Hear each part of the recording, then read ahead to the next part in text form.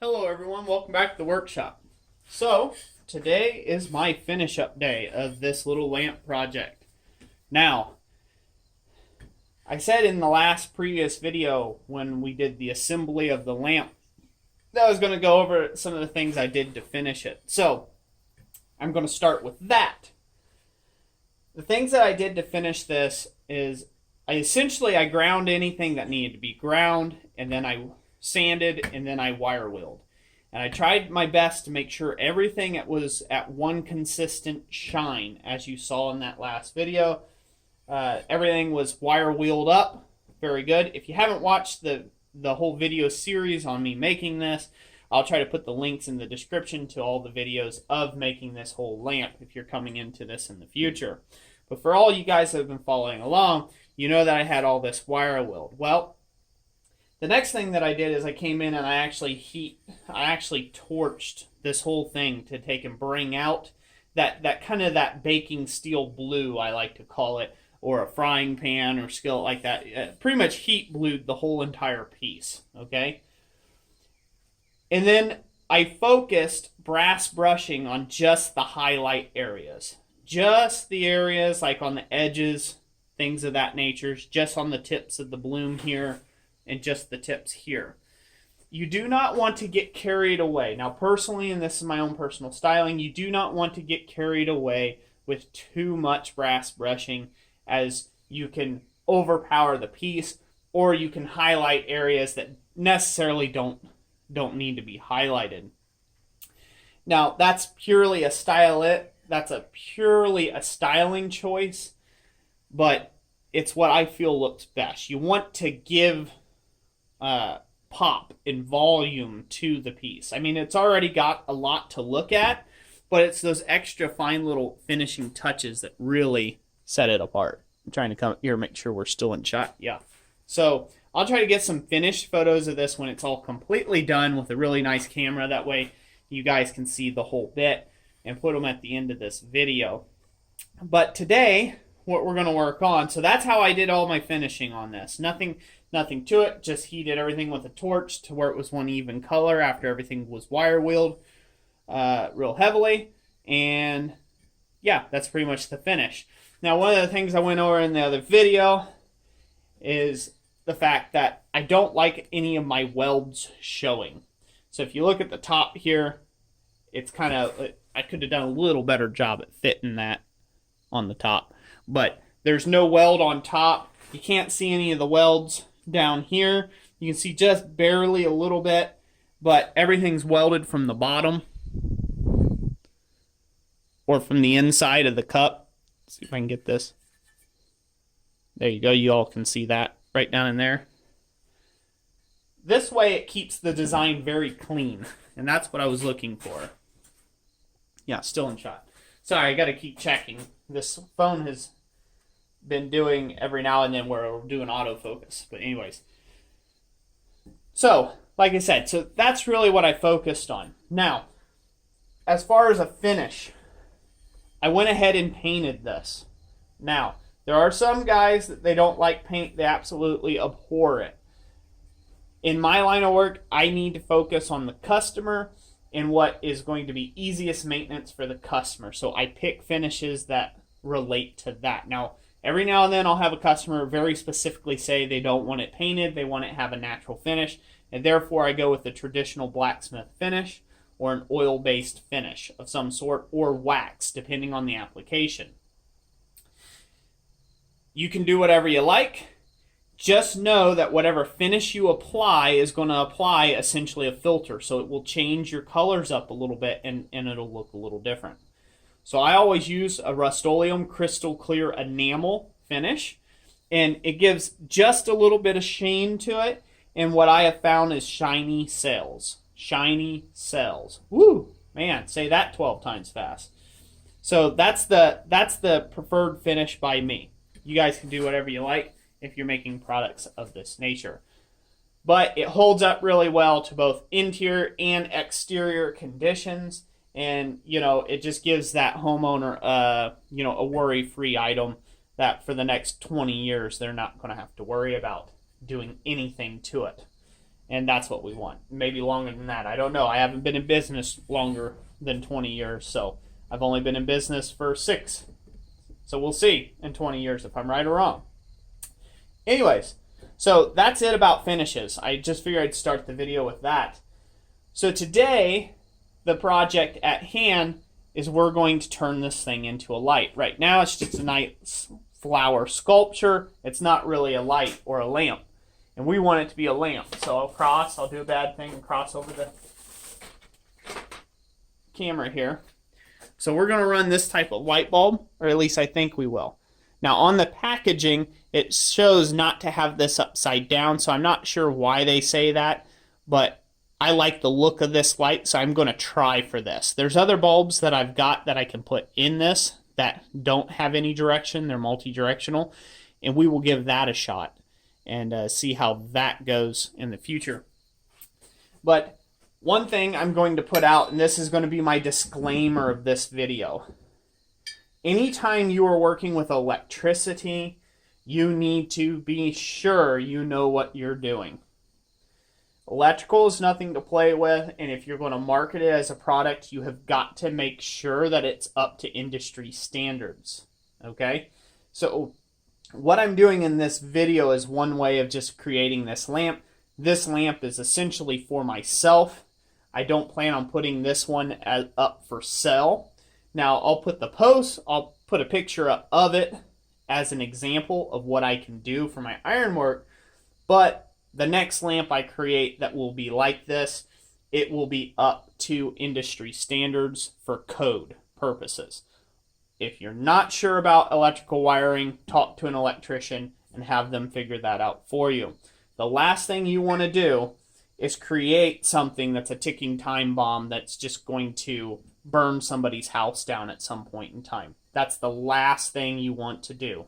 So be very careful to know your business when you're working with electricity. So that's my only disclaimer in this video, so you watch at your own risk. I'm showing you how I wire it, and then, and this is, once again, not the correct way of wiring it, and I'll go over the different things as I go along. So thank you all for watching this video, and let's get into it. Okay, everyone. So the first step in wiring up this lamp, we need to take and get this in here. Now, the reason why I had to change the pipe size diameter for the actual stem is because what I have found out is that they do not make electrical fittings to fit your project.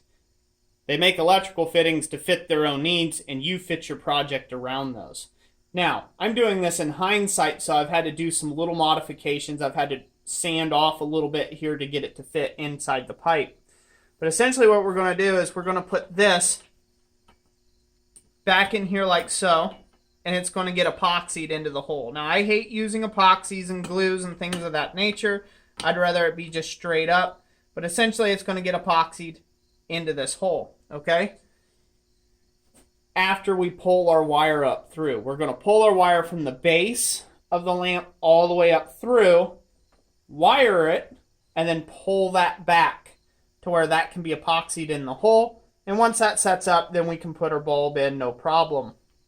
And now you guys can get a first look at how that's kind of going to look in there, which I think is going to look kind of nice. Now, this light bulb is not very bright at all, and I wanted it to be very subtle. This is only a 7.5 watt light bulb. That's perfect for me.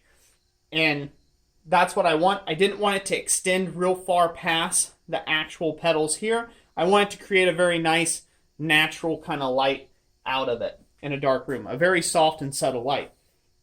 So for the wiring, we need to take and connect these with something. But your standard wire nut is not going to work because you got to fit it down in this tube.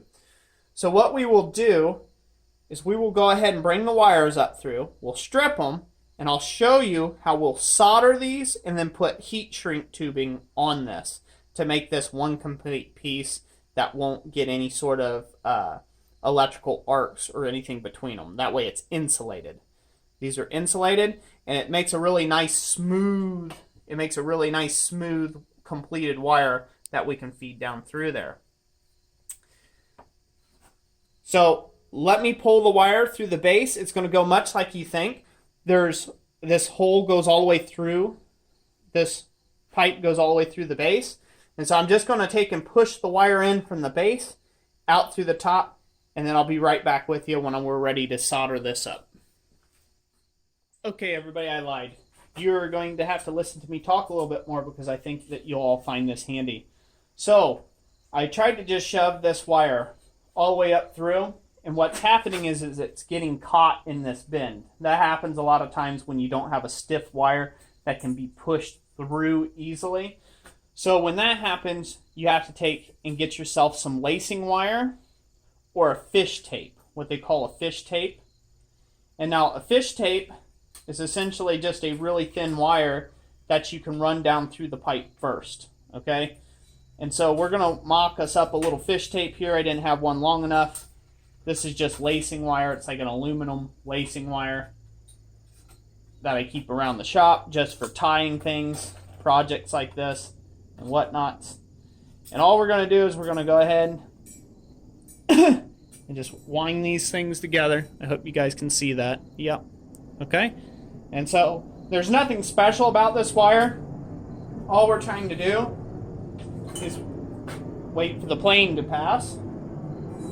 All we're trying to do is provide something that we can hook onto the wire with, hook onto our electrical wire with.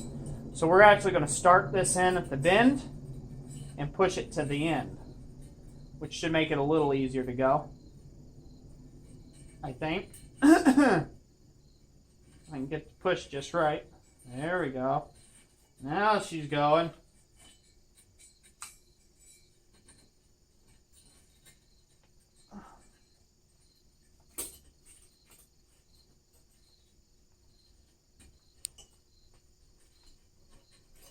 Problem is the inside of the pipe's not perfectly smooth because, you know, I mean, we've heated it, there's scale and other things in there, so it doesn't exactly just slick right along down through the pipe, but, you know, we're going to try to get it out anyhow, see how far it'll go. We're getting close. It's just part of running the wire, guys. As you can see, this could be kind of a pain in the butt. Oh yeah, we're real close now. I think I can get in there with a pair of needle nose pliers.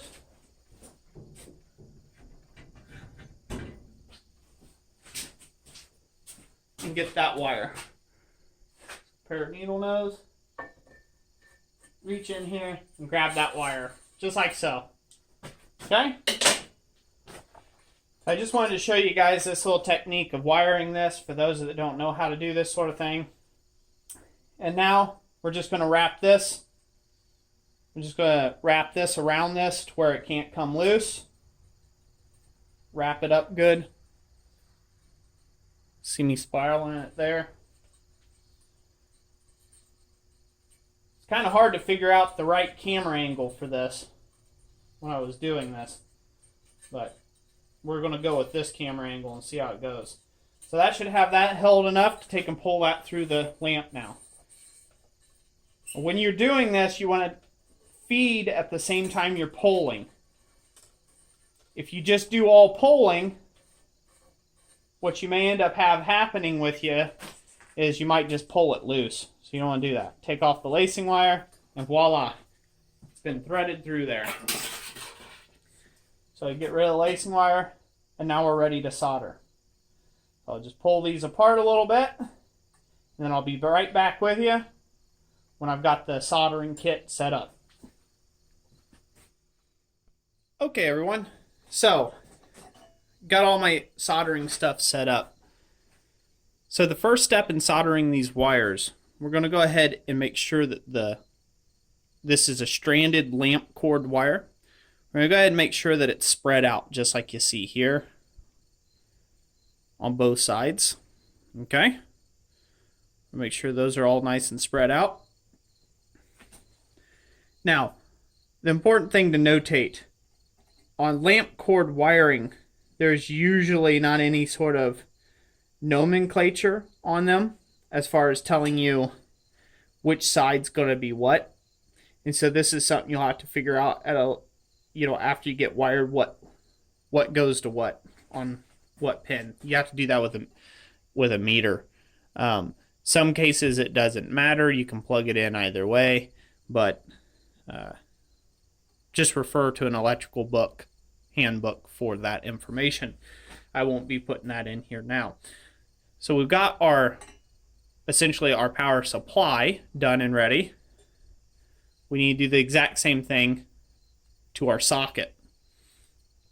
So I'll go ahead and pull this all out. And you say, well, why are you doing all that? Well, I'm going to show you here in a second. We need to do this. Sorry, got out of focus. We need to do this so this way we can wind and twist these things together. Okay. Now, in prep to this, I've already put my heat shrink tube on here. Okay. I've got 2 small heat shrink tubes for the individual wires to insulate them, and then I've got one big one to go over these 2 heat shrink tubes. Okay. And that is important because we want to be able to make this joint really good and strong and protected. So this way there's no way that that'll fail or come off at a later date. So the next step in this process is I will take my wires, in this case it won't matter which, and I just mesh them together, squeeze them, and then just give them a little bit of a twist together. That way they're completely together, like so. And so on with this one. Same thing. Start it in, and then just twist. I'm not actually twisting or rotating the wire, I'm just twisting the copper strands around each other. It's hard to show it in this video, but that's what I'm doing. By the way, I should probably make mention of this for the more daft of the viewers that may come across this video online. This is not live electricity. Do not plug this in until you're done wiring and everything is safe. Okay, there's the disclaimer. So, it's a funny thing on YouTube, you got to be careful all the time about what you tell people they can and cannot do. It's crazy. You think some common sense would apply. But that's not always the case. Anyways. So, there we go. We got those prepped and ready. Now, all soldering requires a flux for electrical, and it requires a solder, a silver solder of some kind. Now, usually electrical soldering stuff is very small and minute. It's got very small solder wire and things like that, and so it doesn't take a whole lot. So it just takes a little bit of the actual paste, the solder paste itself. Just run that on there. Just put that on your pieces, smear it on, and then I'll explain what that does. If you guys like me to go in real in-depth explanation on soldering at some time, I can. It's something I've done a lot of. But in effect, what it's doing is this flux will run between all the joints, okay? And it actually cleans the material as it's heated a little bit. But one of its main functions is to create capillary action. And capillary action, okay, is what actually pulls the solder down through. And now I'll go in at a later date on that, more in depth if you guys would like. But now we need our solder gun. This is just an electric solder gun. You can do this with a torch, although it's unadvisable because it's a little hot. Okay, and the way that I do this is I will put the solder gun underneath the wire, okay, and heat it up. And the reason for that is I want it to pull down through the bundle. I want it to heat the copper up and pull down through the bundle.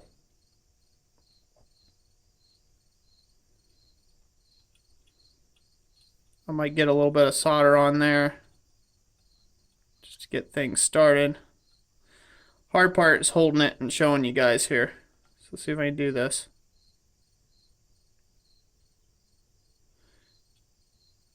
You want the wire to get hot enough. There we go.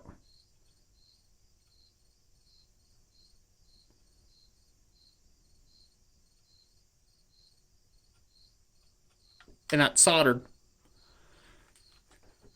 So you guys probably couldn't tell on there as well. But essentially that just wicked that right through. And that's with capillary action. So that's really what we're wanting there. We want that capillary action. Now that is stronger than a wire nut. That's never coming apart. Well, I shouldn't say never. I mean, you can break the cords of the wire or whatever. But that individual joint won't come apart. So now we'll go ahead and hold this on here.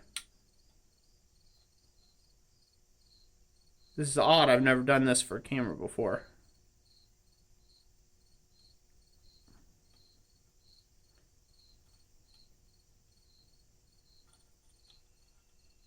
Now, I don't know if this soldering method, right, wrong, guys like it, don't like it. It's my soldering method that I use. I haven't had an electrical joint fail yet. There we go. Now that's soldered. That quick. That electrical connection is done. So now we pull our heat shrink tubes over it. Okay. Pull our small heat shrink tubes over those joints. Okay. Make sure they're roughly the same distances and whatnots. All right. And now we're going to just use a little butane torch. You can see that there. And we're just going to go over these and that'll shrink up our tubes. Now, a safer method is to actually have a heat gun to do this. That's a little safer. You don't take a chance of charring the tubes or anything. Or charring the wire. And so that's a better method. I'm going to set that down, shut that off. And now those are completely insulated from each other.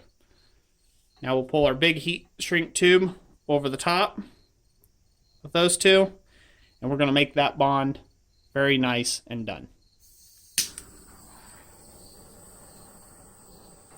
You see how quickly that shrinks up on there.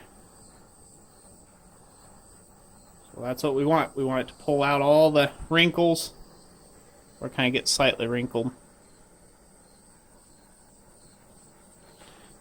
Once again, you don't want to char the wire. You just want this to shrink up. And there we go. That electrical connection's done.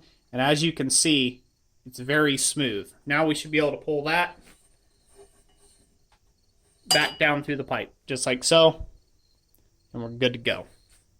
So now I'll go ahead and work on the other end of this.